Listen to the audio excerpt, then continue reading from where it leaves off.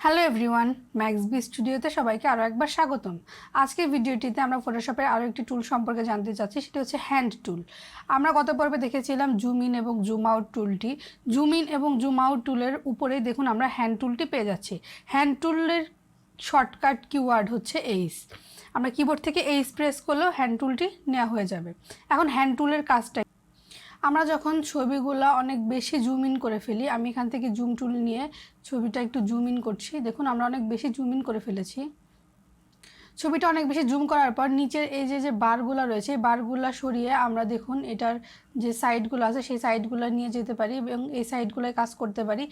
এই সেম কাজটাই আমরা হ্যান্ড টুলের মাধ্যমে করতে পারি। এই যে হ্যান্ড টুলটি নিয়ে নিতে পারি, এখান থেকে হ্যান্ড টুলটি নিয়ে তারপরে এইভাবে আমাদের ছবির যেখানে কাজ করতে হবে আমরা জুম করার পর সেখানে এভাবে করে কাজ করে নিতে পারি।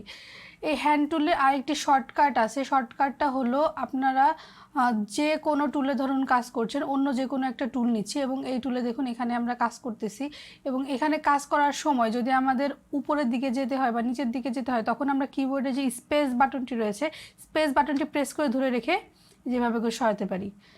স্পেস বাটনটি ছেড়ে দিলে দেখুন অন্য একটা টুলস কিন্তু চলে আসছে, যে টুলসে আমরা কাজ করতেছিলাম। যতক্ষণ পর্যন্ত আমরা স্পেস বারটি এভাবে চেপে ধরবো ততক্ষণ পর্যন্তই কিন্তু এই যে দেখুন আমরা ছবিগুলো সরাতে পারবো।